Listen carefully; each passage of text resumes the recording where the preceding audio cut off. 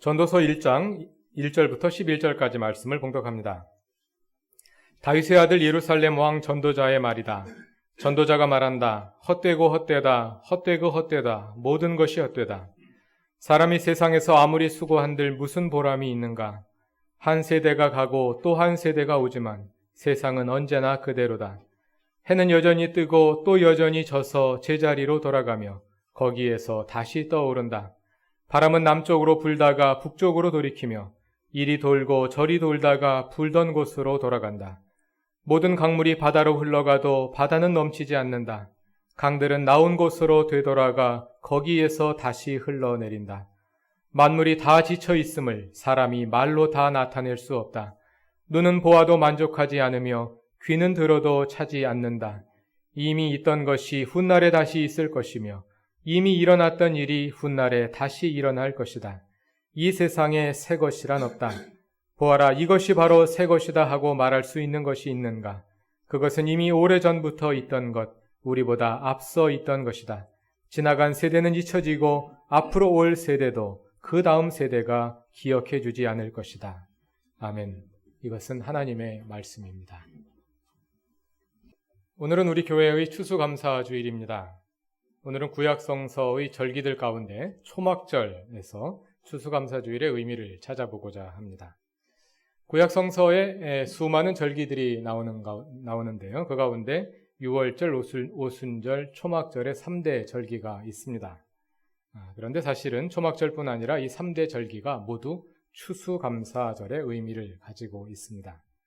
먼저 유월절 또는 무교절은 역사적으로는 이스라엘 백성들이 이집트에서 해방된 것을 기념하는 절기입니다만 농민들은 이때부터 보리 수확을 시작한다고 합니다. 그래서 레위기 23장에 의하면 이스라엘 사람들은 이때 처음으로 수확한 곡식단체로 하나님께 바칩니다. 두 번째로 오순절 또는 칠칠절은 모세가 시내산에서 율법을 받은 것을 기념하는 절기입니다만 농경문화에서는 밀 수확을 끝내고 새 곡식으로 만든 첫 번째 빵을 하나님께 드리는 절기입니다. 지난주에 제가 오순절에 관해 설교하면서 오순절이 보리 수확을 마치는 절기라고 잘못 설명을 드렸는데 보리가 아니라 밀 수확이 끝나는 절기입니다. 보리밭이나 밀밭에 못 가신 분들도 많은데 자세히 설명해봤자 머리만 더 복잡하겠습니다만 말이 나온 김에 좀 더 정확히 알아보자면 보리를 밀보다 먼저 수확하기 때문에 무교절 지나 보리 수확이 먼저 시작되고 얼마 지난 후에 밀 수확이 시작되어서 오순절 즈음에 밀 수확이 끝난다고 합니다. 세 번째로 초막절은 이스라엘이 출애굽한 후 40년간 광야에서 생활하는 것을 기념하는 절기인데 이는 수장절이라는 다른 이름을 가지고 있습니다. 수장절은 과일을 포함하여 1년간의 모든 농사를 다 마치고 수확한 것을 창고에 저장한 후에 지키는 절기입니다. 초막절 또는 수장절이 되면 이스라엘 사람들은 집 밖에 텐트를 쳐놓고 한 주간 동안 거기에 거주합니다. 이는 이스라엘이 광야 40년간 천막에서 지낸 것을 기념하며 동시에 사람들이 포도를 수확할 때 밤낮을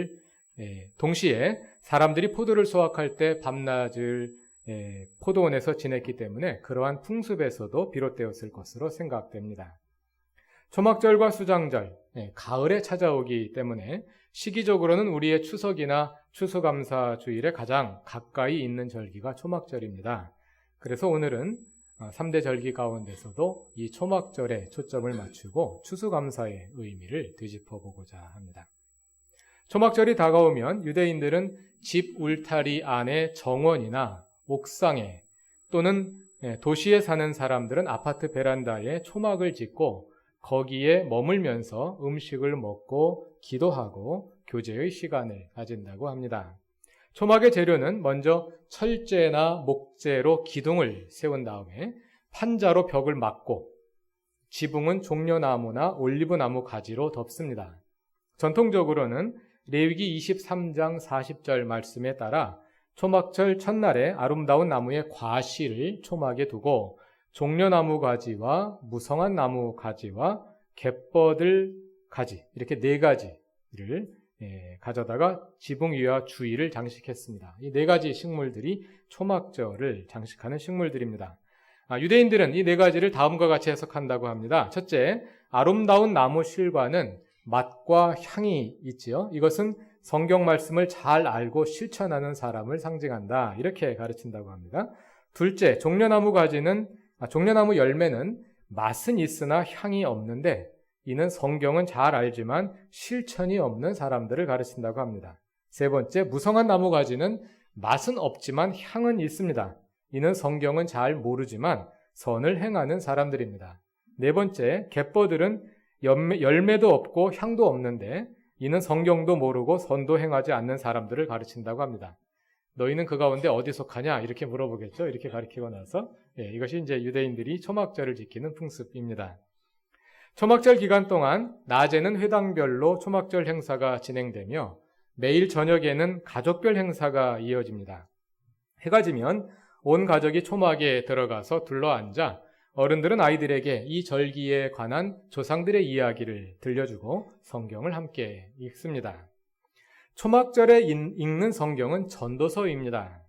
지난주에 말씀드린 대로 메길로트라는 유대의 5대 절기에 읽는 책들이 있다고 했죠. 지난주에는 오순절에 읽는 룻기를 함께 살펴보았고 오늘은 추수감사주의를 맞아 초막절에 읽는 전도서를 함께 살펴보고자 합니다. 그런데 막상 초막절이라는 절기와 전도서라는 책을 함께 놓고 보면 서로 잘 안 어울려 보입니다. 상상해 봅시다. 보리 수확도 마치고 밀 수확도 마치고 포도와 과일 수확까지 한 해 몽사를 다 마치고 풍성한 결실을 창고에 저장한 후에 초막절에 온 가족이 함께 모여 성경을 읽습니다. 헛되고 헛되다. 헛되고 헛되다. 모든 것이 헛되다.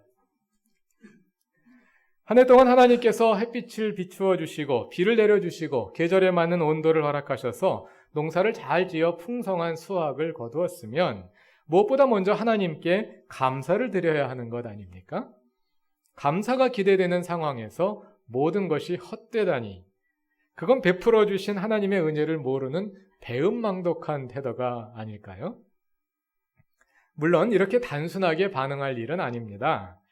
왜냐하면 초막절에는 여러 가지 의미가 있기 때문에 추수감사뿐만 아니라 여러 가지 의미가 복합되어 있기 때문에 또 초막절에는 전도서만 읽는 것이 아니라 전도서를 읽는 것 말고도 다른 행사들이 함께 이루어지기 때문에 그 많은 요소들 가운데 단순히 추수감사만 빼고 전도서만 빼어서 딱 비교하는 것은 무리가 있을 것입니다. 또 유대인들이 초막절에 왜 전도서를 읽게 되었는지는 잘 모르겠습니다. 그러나 어떤 연유로 시작되었든 오랜 역사를 통해서 초막절마다 전도서를 읽어오면서 아마 추수감사와 전도서 사이에 어떤 관계가 형성되었을 것이고 그것이 유대인들의 신앙의 한 특성을 형성하게 되지 않았을까 생각해 봅니다. 이런 역사를 생각해 보면서 오늘 우리도 추수감사주의를 배경으로 전도서를 묵상해 보는 것도 좋은 신앙의 경험이 되지 않을까 생각합니다. 추수감사주일에 읽는 전도서, 그것은 무슨 의미가 있을까요? 전도서가 감사에 대해 가르쳐주는 것이 있다면 그것은 아마 진정한 감사는 허물을 아는 데서 오는 것이다 하는 것이 아닐까 생각해 봅니다. 진정한 감사는 허물을 아는 데서 옵니다. 우리는 허무한 것을 목표로 삼아 그것을 추구하며 살다 보니 감사할 줄 모릅니다. 왜냐하면 그 목표는 아무리 이루어도 채워지지 않기 때문입니다. 채워도 채워지지 않습니까? 허무한 것을 추구하고 있는 것입니다. 오늘 본문인 전도서 1장 3절 이하는 이렇게 노래합니다.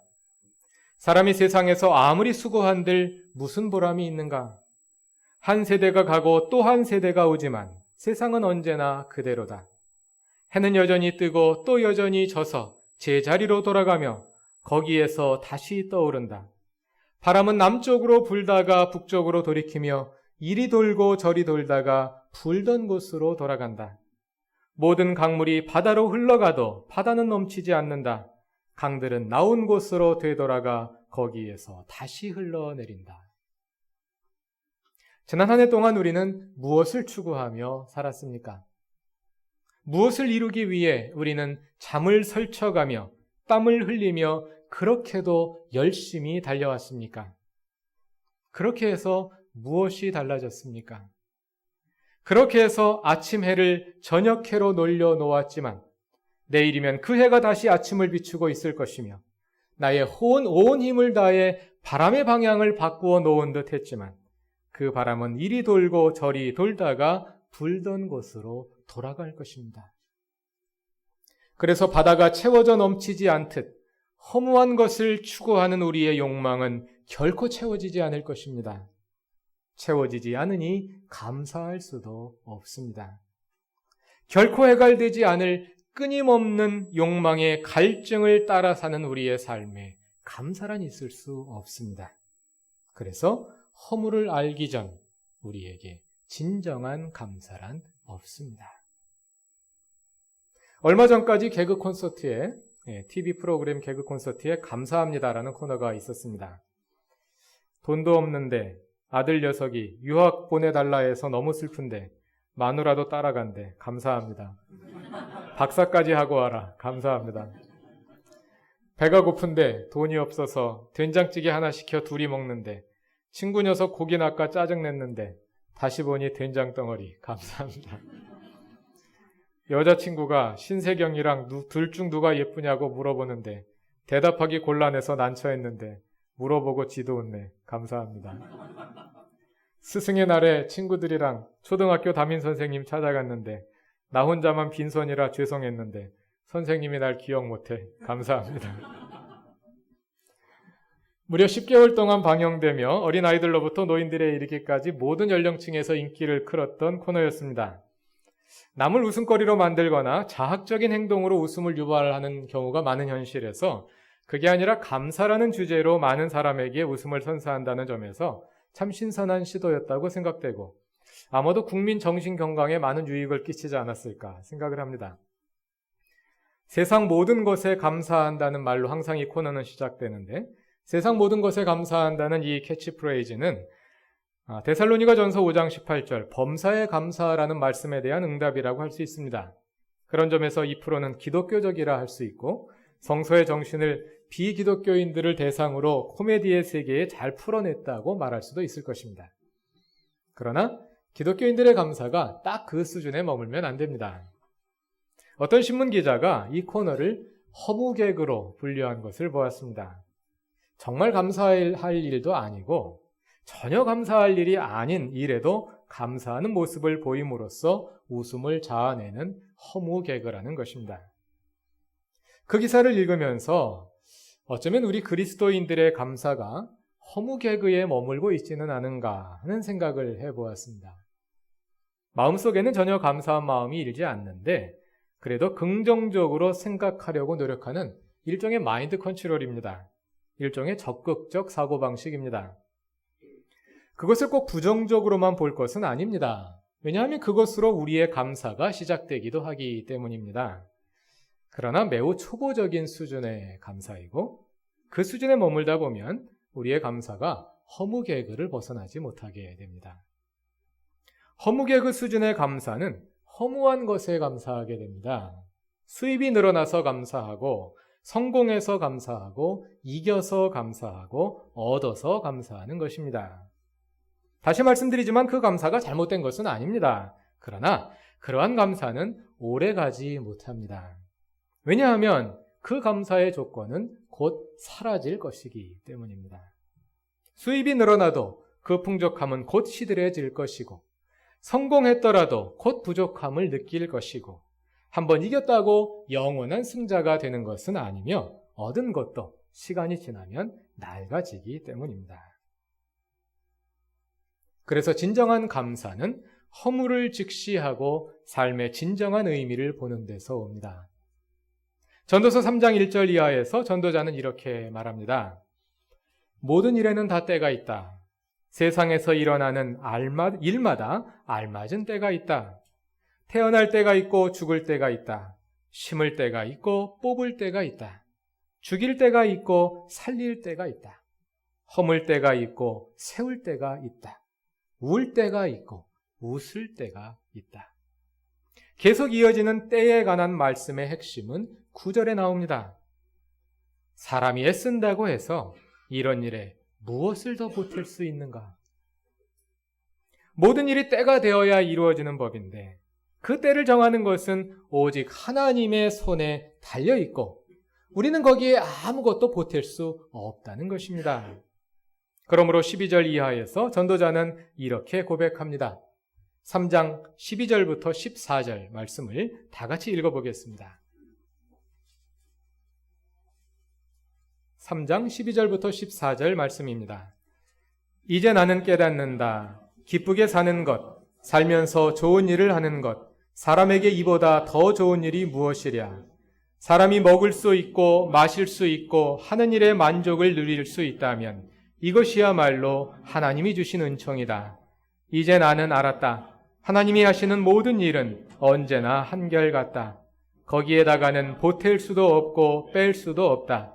하나님이 이렇게 하시니 사람은 그를 두려워할 수밖에 없다.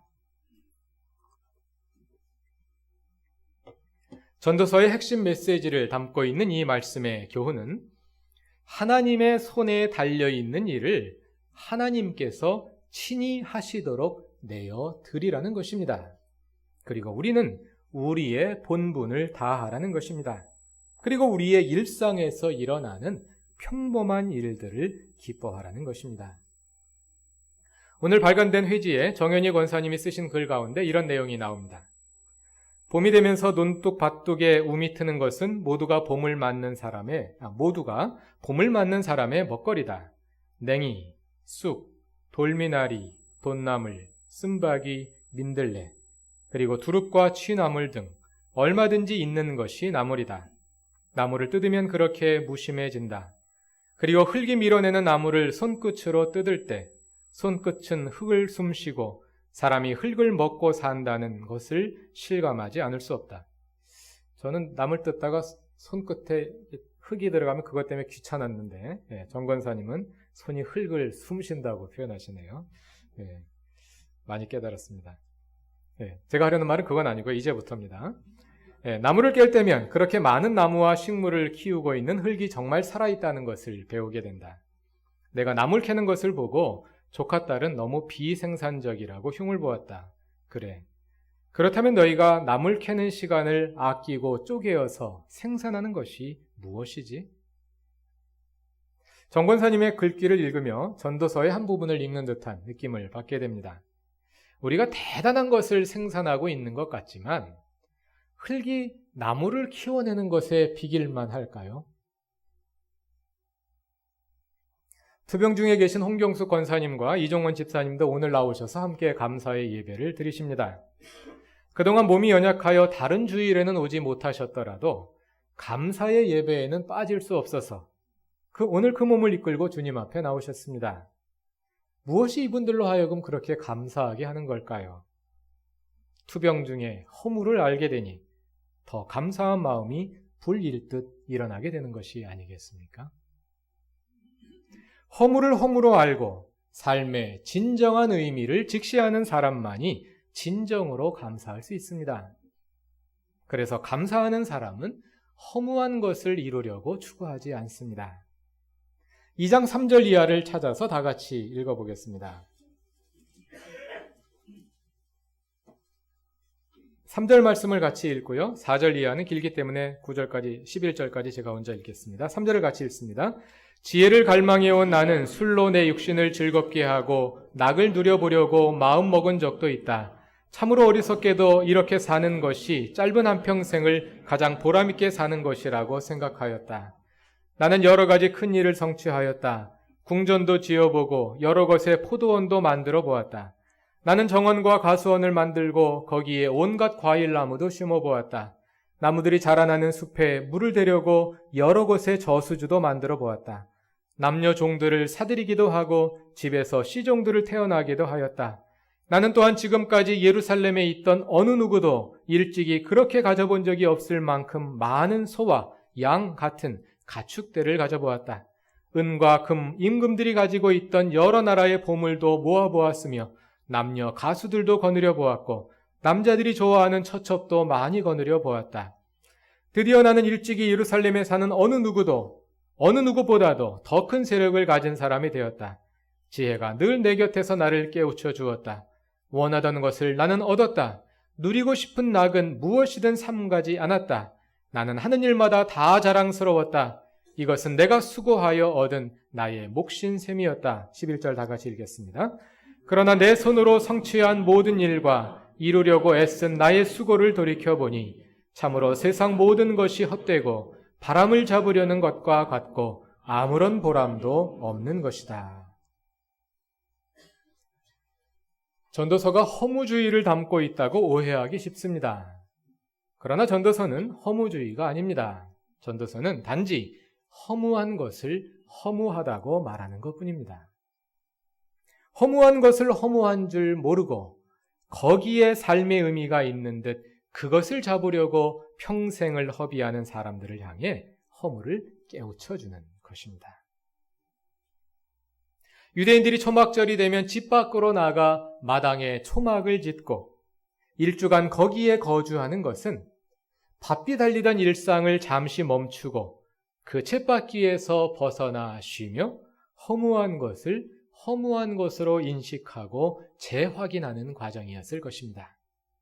그렇게 함으로써 그들은 허무 개그의 초보적 감사에 머무르지 않고 삶의 깊은 감사 속으로 들어가는 법을 배웠을 것입니다. 우리의 감사도 초보적 수준을 넘어 그렇게 더 깊어질 수 있기를 바랍니다. 인생이 허무한 이유는 하나님 손에 달려있는 일을 인간이 이루려고 발버둥치기 때문입니다. 하나님이 하셔야 할 일을 내가 이루려 함으로 결국은 모든 것이 허무해지는 것입니다.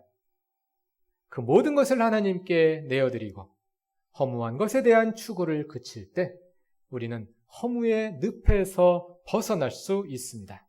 그리고 허무를 허무로 아는 진정한 감사를 드릴 수 있습니다.